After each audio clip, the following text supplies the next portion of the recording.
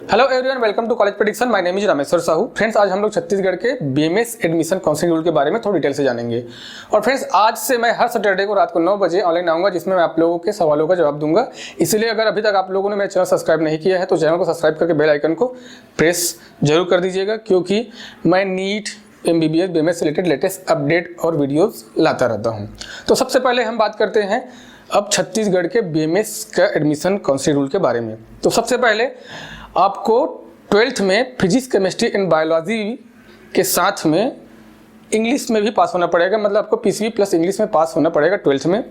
उसके अलावा जो यूआर और ईडब्ल्यूएस कैटेगरी के स्टूडेंट हैं उनको पीसीबी में, मतलब फिजिक्स, केमिस्ट्री एंड बायोलॉजी में मिनिमम 50% मार्क्स होना चाहिए।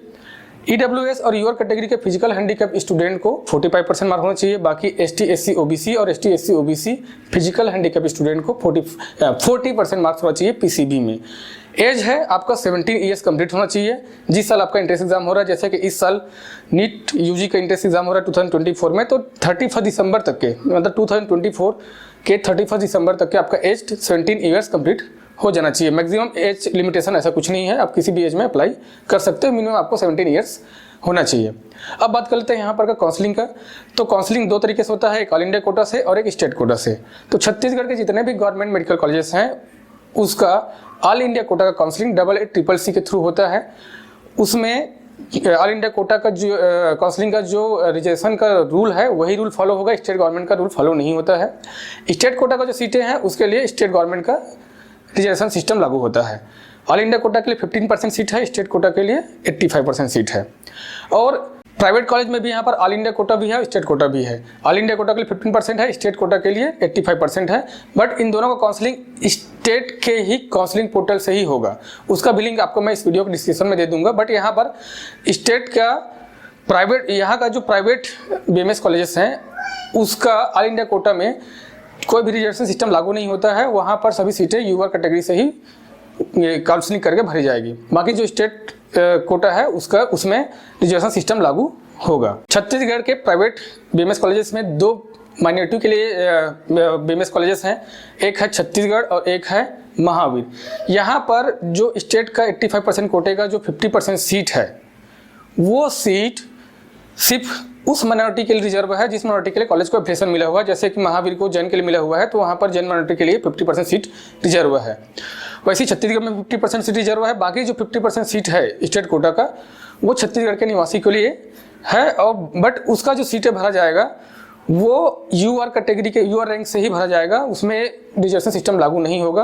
अगर माइनॉरिटी के लिए जो 50% सीट रिजर्व है उसके लिए भी अगर उसमें कैंडिडेट नहीं मिलते हैं तो वो भी छत्तीसगढ़ के निवासी की यूआर कैटेगरी यानी कि यूआर रैंक के हिसाब से ही उस सीट को भरा जाएगा। यहाँ का रिजर्वेशन सिस्टम के बारे में बात कर लेते हैं। तो छत्तीसगढ़ का रिजर्वेशन सिस्टम है एसटी के लिए 32%, वो भी दो भाग में डिवाइडेड है। 2% जो है वो विशेष पिछड़ा एसटी के लिए है और 30% जो है वो एसटी के लिए है, 12% एससी के लिए है और 14% ओबीसी के लिए है। अब सीट कन्वर्जन की बात कर लेते हैं। मान लीजिए कि विशेष पिछड़ा एसटी के स्टूडेंट नहीं मिलते हैं तो उनका सीट कन्वर्ट होकर के एसटी में कन्वर्ट हो जाएगा। और मान लीजिए एसटी के स्टूडेंट नहीं मिलते हैं तो एसटी की सीट कन्वर्ट होकर के एससी में चला जाएगा। मान लीजिए एससी के स्टूडेंट नहीं मिलते हैं तो उसका सीट कन्वर्ट होकर के एसटी में चला जाएगा।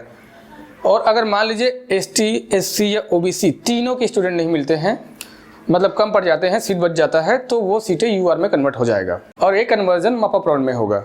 अब देखिए, फर्स्ट राउंड में अगर फर्स्ट राउंड काउंसलिंग में आपको कोई गवर्नमेंट कॉलेज सीट अलॉट होता है तो आपको उसमें एडमिशन लेना जरूरी है।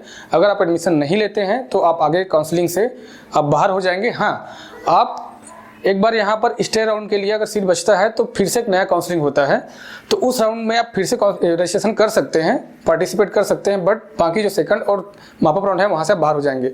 आप ऐसा कर सकते हैं कि आपको अगर कोई सीट मिलता है गवर्नमेंट कॉलेज में तो उस सीट के लिए आप एडमिशन लेकर के आप उस सीट को अपग्रेडेशन में डाल सकते हैं, ताकि आपको आपका अगला जो सेकंड काउंसलिंग है या मापअप राउंड की काउंसलिंग है उसमें आपको मनचाहा कॉलेज मिल सके। लेकिन अगर आप सीट छोड़ेंगे, एडमिशन नहीं लेंगे, तो आप ये सेकंड राउंड की काउंसलिंग और मापअप राउंड की काउंसलिंग से बाहर हो जाएंगे।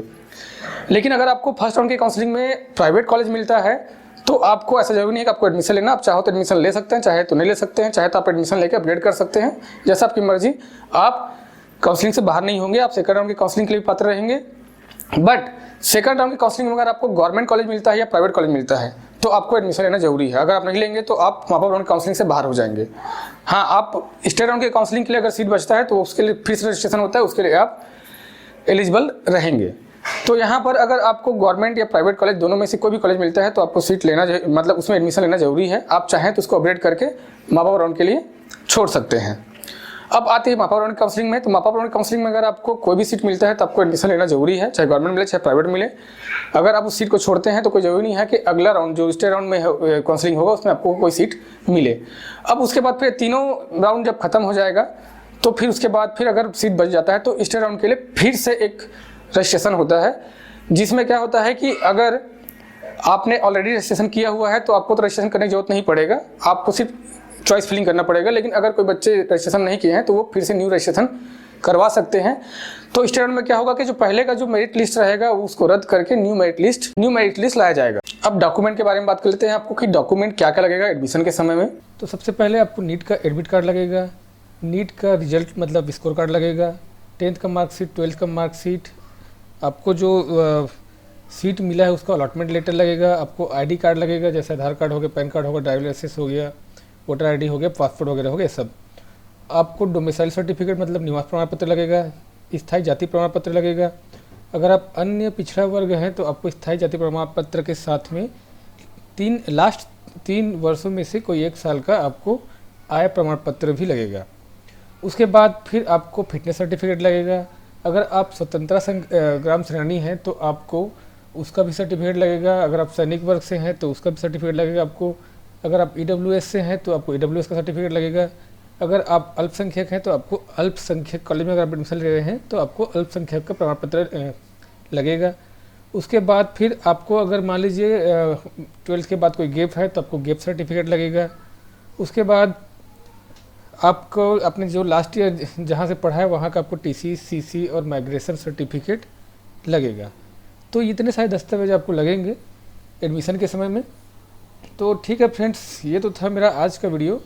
ये वीडियो में जो मैंने आपको BMS काउंसलिंग रूल बताया हुआ है वो लास्ट ईयर 2023 के काउंसलिंग रूल के अकॉर्डिंग है, और इस साल भी लगभग 2024 में रूल सेम ही रहेगा। अगर कुछ चेंजेस आता है तो उसके लिए मैं आप लोगों के लिए अलग से वीडियो बना दूंगा। तब तक के लिए आप मेरे चैनल को सब्सक्राइब करके बेल आइकन को प्रेस जरूर कर लेना।